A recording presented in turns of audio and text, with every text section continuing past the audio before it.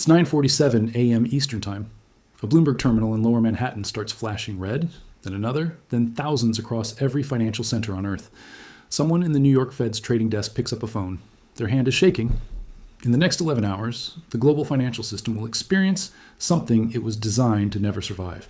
In this simulation, we're going to walk through what happens when China and Russia coordinate the simultaneous liquidation of $2 trillion in US Treasury bonds. Not over months, not over weeks. In a single trading session. We assume this is deliberate. We assume this is war conducted through spreadsheets instead of missiles. And we assume the United States has approximately 6 hours to prevent the collapse of the dollar as the global reserve currency. This isn't prediction. This is pattern recognition. Because every mechanism we're about to describe has already happened in smaller forms. The 1997 Asian financial crisis, the 2008 Lehman collapse, the 2020 repo market seizure. What we're simulating is these events compressed into one day and multiplied by a factor that breaks the system itself. Let's establish what $2 trillion actually means. China holds roughly $1 trillion in US Treasuries. Russia held significant reserves before sanctions forced diversification. But in this simulation, we assume they've quietly rebuilt positions through proxies, shell corporations, and allied nations. Together, they control enough US debt to move markets. Alone, their selling would be absorbed. Coordinated, it becomes a weapon. The first hour is confusion. Treasury yields spike violently as sell orders flood the market. The 10-year note, normally the most stable instrument in global finance, jumps 40 basis points in 12 minutes. Trading algorithms detect the anomaly and begin automatic selling to limit exposure. This triggers more algorithms. Within 30 minutes, human traders are locked out of their own systems, watching machines amplify the chaos. The Federal Reserve's open market desk tries to intervene. They begin buying treasuries to stabilize prices. But there's a problem. The scale of selling overwhelms their balance sheet capacity. The Fed can print dollars to buy bonds, but doing so during a coordinated attack sends a signal to every market participant on Earth. The US government is monetizing its own debt under duress. This is the nightmare scenario central bankers spend careers trying to avoid. By hour 2, currency markets detect the disturbance. The dollar index drops 3%. That doesn't sound catastrophic until you realize the dollar rarely moves 1% in a month. 3% in 2 hours means something structural is breaking.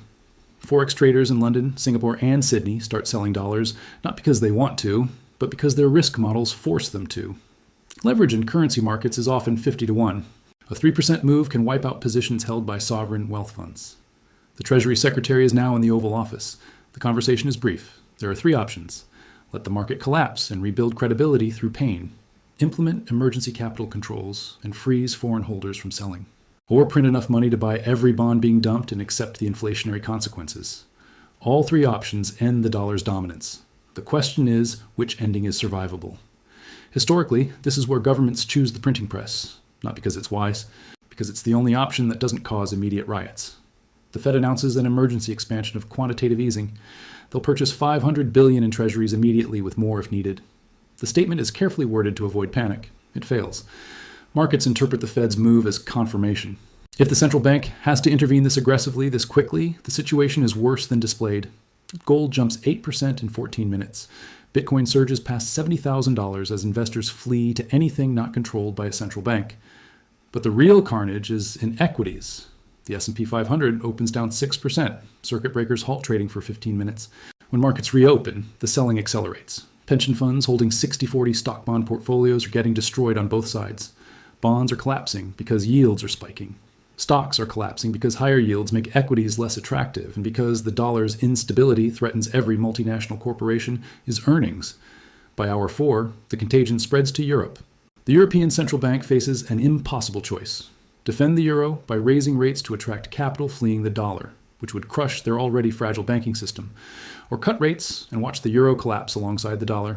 They choose paralysis. They issue a statement calling for calm and coordination. It's the financial equivalent of thoughts and prayers. Japan's situation is worse. Their entire monetary system depends on US Treasury markets functioning normally. Japanese banks hold trillions in dollar-denominated assets. The yen swings violently as traders can't determine if it's a safe haven or collateral damage. The Bank of Japan intervenes in currency markets for the 3rd time in a single day. They're burning through foreign exchange reserves trying to stabilize something fundamentally unstable. Now we reach the critical juncture. Hour 6, U.S. equity markets have lost $4 trillion in value. Bond markets are dysfunctional. The dollar is down 7% against a basket of currencies. And then someone asks the question that ends the old world. If Treasury bonds aren't safe, what is? This is the psychological break. For 70 years, US Treasuries have been the foundation of global finance. They're what central banks hold as reserves. They're what pension funds buy for safety. They're the collateral that enables $900 trillion in derivatives contracts. If Treasuries aren't safe, the entire architecture of modern finance is built on sand. In this simulation, we now see the second-order effects. Margin calls cascade through the financial system. Hedge funds that borrowed money to buy assets are forced to sell those assets to meet collateral requirements. This selling pushes prices lower, which triggers more margin calls, which forces more selling. It's 2008's liquidity spiral, but faster and broader. Regional banks start failing, not because they made bad loans, because they hold Treasury bonds as safe assets, and those bonds have lost 15% of their value in 6 hours. Silicon Valley Bank's collapse in 2023 happened because rate increases destroyed their bond portfolio. Now imagine that happening to 300 banks simultaneously. The FDIC steps in to guarantee deposits. But the FDIC's insurance fund is $200 billion. It cannot cover the failures we're simulating. So the Treasury backstops the FDIC, which means more money printing, which means more dollar devaluation, which means more capital flight. By hour 8, payment systems start glitching. International wire transfers slow to manual review because banks can't price currency risk accurately enough to process transactions automatically. Letters of credit that enable global trade become difficult to issue. Container ships leaving Chinese ports don't have confirmed payment for their cargo. Trade doesn't stop, but it stumbles. Grocery stores in the United States notice something odd. Their systems for ordering inventory rely on just-in-time delivery and credit lines from major banks. Those credit lines are being reduced as banks hoard capital. Orders get delayed, shelves stay empty longer. This isn't shortages yet. This is the early warning. The president addresses the nation at 8 p.m. Eastern. The speech is designed to project calm. It achieves the opposite. When a president interrupts primetime television to assure people their money is safe, people hear that their money might not be safe. Google searches for buy gold and move money offshore spike 10,000%. Overnight, Asian markets open and the contagion accelerates. The Shanghai Composite should be celebrating China's strategic victory. Instead, it drops 4%. Because China's economy is deeply interconnected with the global system they just attacked. Their exporters can't get paid. Their banks hold assets denominated in dollars. Economic warfare has no clean winners. By hour 11, central banks worldwide announce a coordinated intervention. The Fed, ECB, Bank of Japan, Bank of England, and Swiss National Bank will provide unlimited dollar liquidity swaps. This is the financial nuclear option. They're flooding the system with so much money that selling becomes futile. If you dump bonds, we'll buy them. If you dump dollars, we'll print more. It works, partially. Markets stop falling. But they don't recover. They freeze in a kind of shocked equilibrium. Treasury yields settle at new, higher levels. The dollar stabilizes, but 7% lower than yesterday. Gold holds its gains. Bitcoin holds its gains. Something fundamental has shifted. In the weeks after this simulated event, the real consequences emerge. U.S. borrowing costs have permanently increased. Every mortgage, car loan, and credit card in America becomes more expensive. The federal government is interest payments on national debt jump from $800 billion annually to over $1 trillion. That's $1 trillion that can't be spent on infrastructure, defense, or social programs. Inflation accelerates, not because of supply shocks, because the dollar's purchasing power has been damaged. Imported goods cost more, energy costs more, food costs more. The Fed faces a brutal choice: raise rates to fight inflation and cause a recession, or keep rates low and watch inflation become entrenched. The geopolitical consequences are worse. Every nation watching this simulation learns a lesson. U.S. Treasuries can be weaponized. The dollar's dominance is fragile. They begin slowly and quietly, diversifying reserves into gold, euros, yuan, and digital currencies. This process takes years, but it's irreversible. Who wins in this scenario? Not China.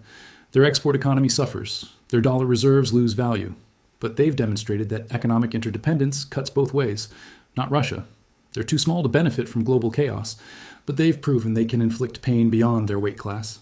The real winners are those who prepared, countries with low debt and strong manufacturing bases, individuals who held hard assets before the crisis, companies that didn't rely on cheap dollar financing. The winners are those who understood that stability is temporary and adaptation is survival. The losers are obvious: retirees whose bond portfolios collapsed, workers whose wages can't keep pace with inflation, developing nations whose dollar-denominated debts became impossible to service. The global middle class watches decades of savings evaporate in purchasing power. But there's a deeper loss: trust. The post-World War II financial order was built on the assumption that U.S. Treasuries were risk-free. that the dollar was stable, that the system had adults in charge who would prevent catastrophe. In this simulation, that assumption dies. And once trust dies in financial systems, it takes generations to rebuild. So we return to the question posed at the beginning. Can the global financial system survive $2 trillion in coordinated bond liquidation? Technically, yes. The Fed has infinite capacity to print dollars. But survival isn't the same as functioning. A body can survive a massive stroke. It just never works the same again. The world after this simulation is poorer, more volatile, and more fragmented. Supply chains reorganize around political alliances rather than efficiency. Countries rebuild domestic manufacturing at enormous cost. The era of cheap global capital ends. The era of financial nationalism begins. You're watching this because you understand something most people don't. The systems we trust are more fragile than they appear. The mechanisms that provide stability require constant maintenance and good faith. And good faith is the first casualty of great power competition. In our next simulation, we'll examine what happens when that fragmentation accelerates, when the dollar loses reserve currency status not through a single attack, but through a slow, grinding replacement, when central bank digital currencies fragment global payments, when the internet itself splits along geopolitical lines. The future isn't written, but the patterns are visible. If you want to see what happens when the infrastructure of modern civilization meets the reality of historical conflict, subscribe, because we're just getting started. And the next scenario makes this one look manageable.